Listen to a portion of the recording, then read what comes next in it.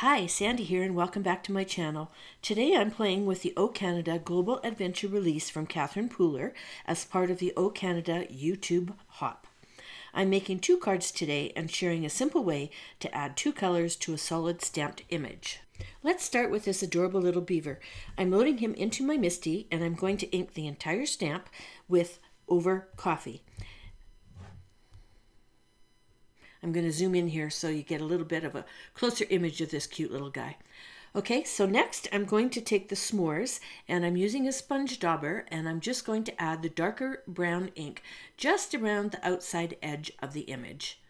So then we're going to stamp it onto our scrap of white cardstock and there you go. Fast and easy way to get two images. Okay, so I need two beavers for today, so I'm going to show you a super easy way to stamp this. You'll see that I am flipping my cardstock around. I haven't moved the stamp, but I'm re-inking it. Again, adding the second layer of the s'mores around the outside edge with my sponge dauber, and then I'm coming back, removing my magnets, and I'm stamping it again. So this time we need to add the faces next. So I'm putting that little stamp in there and lining it up with the face, closing the lid of the MISTI so that it sticks. I'm going to make sure that my cardstock is firmly in that left-hand corner, stamping the face up with the s'mores and stamping the face. Flip your cardstock back around again, and as long as you have your corner secured in that bottom left-hand corner, the face is going to be in exactly the same spot for the second little beaver. Let's do the same thing with the trees. So there's two trees in the set and there's one stem. So again, I'm securing them into the lid of my MISTI.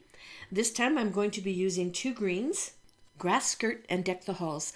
Starting with grass skirt, I'm covering the whole stamp. Then I'm coming back in with another sponge dauber and adding the deck the halls just around the right hand side and along the bottom. So this I'll add shadows to my trees. And then I just dabbed a little bit of brown onto the stalk of the tree. Again, flipping the cardstock around, I can turn around and I can add the same thing at the other end.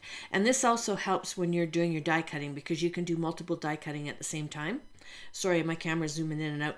It does not like white space, and there's a lot of white space in this picture right now. Okay, again, adding the green down the left-hand side, adding a little bit of s'mores to the stump, and giving it a stamp.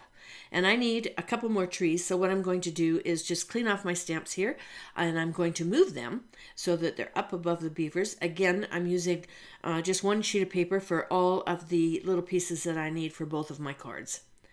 So I'm going to be repeating this, and then I'm going to flip it around and repeat it on the other side again so that I have 2, 4, 6, 8 trees, 2 beavers, and 8 stumps for my trees. So you notice I'm not making my stumps as fast as I am making my trees. So I take that little stump off and add it to a handle and just add the rest of the stamping that I need so that I can finish up and do my die cutting. Next, we're going to use the O Canada dies. They coordinate with the stamp set, and we're just going to tape everything temporarily into place and run it through the machine. And I won't bore you with all of the details of gluing everything down to get it going. But here we go. We're running it through the machine. And like I said, you can do all of one side at the same time. You have to do the stumps for the trees numerous times. The coordinating pattern paper for this release is called Moose Crossings, which is kind of fun.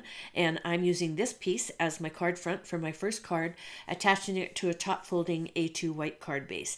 And as you can see, I have also added a circle, and then I used foam squares to add the beaver and 3 of the little trees. And I've made a sentiment from a scrap of the brown cardstock and just adding it to the left-hand side of my card, tucking it in there. And you could also take that little Canada flag heart, and he could be holding that if you wanted to. You could also cut some of the extra maple leaves from the background and use them to decorate. I decided that was busy enough. For the second card, I'm going to do a little bit of ink blending and stenciling with the Forever Maple Stencil. As you can see, I'm starting with a piece of green cardstock, and I'm putting my stencil over top. I'm starting with the grass skirt ink and using a blending brush to lightly add the ink through the stencil. And we're going to be doing this numerous times. Make sure that you blot off the ink before you start so that you don't get that great big dark blob in the middle of one of your maple leaves. And I blend in circles, and I quite often go both ways to make sure that I get the ink into all the little nooks and crannies of each one of these little images. So we're just coming up on finishing this. And then what we're going to do is we're going to pick up the stencil and we're going to put it back down again, but we're going to offset it so that we start again and we're filling in a little bit more of the green background. So I'm angling this one so that they're not all in the same direction. And again, adding a light coat of the green all the way through the stencil. Some of them get a little bit darker than others. We're going to be doing a spatter at the end, so don't worry about it if you find that you get one that's a little bit darker than the other. Also maybe a good place to put your little beaver and trees when you're all done. This is a very forgiving technique. Okay, so we're just about at the end of this one. And I'm going to flip it one more time and add the last layer right in here. Once we're done with that, I'm taking the small maple leaf stamp and attaching it to one of my acrylic handles, and again using the grass skirt ink, and I'm stamping off once before I stamp onto my art piece, and I'm adding the small maple leaves randomly all over the front. This just really adds some great depth to the background.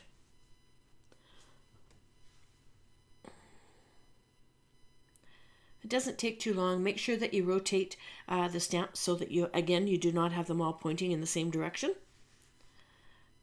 Okay, we're just finishing up the top here. I like this. It's turning out cool. You could also do this in blues. That would be kind of pretty. But I'm with the earthy greens, kind of following the colors in the Moose Crossing pattern paper.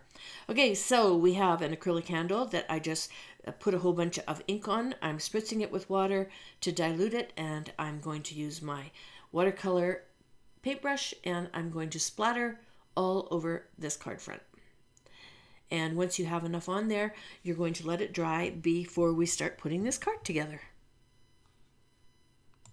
So again, I'm going to put some tape on the back and I'm going to attach it to a top folding A2 sized white card base. And you'll see that I use my Score Buddy. That top corner helps me keep everything straight and angle it all up. All right, so I'm going to place these guys in here without gluing them down. A little bit of auditioning. I want to know where I want to stamp my sentiment. So I'm adding the pieces that I'm going to be using. And then I'm taking the sentiment. This one's cute. And securing everything in place, making sure that my sentiment is flat, and I'm just using black ink, and I'm going to stamp the sentiment right onto that little art piece that we just made for the card front. There. Okay, so the last thing I need to stamp is my syrup. And I stamped two colors to get the color that I wanted. I'm securing the stamp to the lid of the Misty, and then the first color I'm going to lay down is the yellow glitz. So one layer of that, and then over that I'm going to put over coffee. Just a single tap, and there you go, there's your pretty brown syrup. And so cleaning that off, and I'm going to secure the little maple leaf to the center of the bottle, secure that to the lid of my Misty, and I'm going to stamp that in red because of course our maple leaves up here are red. And there we go, cut that out with a coordinating die, and we're ready to put the card together. Okay, so again, additioning all my pieces and where I want them to go, and I am going to be securing them onto the card front with little pieces of foam square. And my little beaver is going to hold on to my syrup for me this time.